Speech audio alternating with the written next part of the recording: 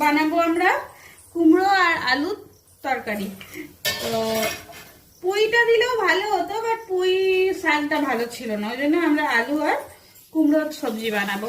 প্রথমে তেলটা গরম করে নেওয়া হয়েছে, এতে এবারে আমরা ফোড়ন দেব। এই দিয়ে দিচ্ছি ফোড়ন, কালো জিরের ফোড়ন, ঠিক আছে। এবারে কালো জিরের ফোড়ন দিয়ে আমরা আলু দিয়ে দেব। ফোড়নটা একটু ফুটে যাক, আলু দিয়ে দেবো।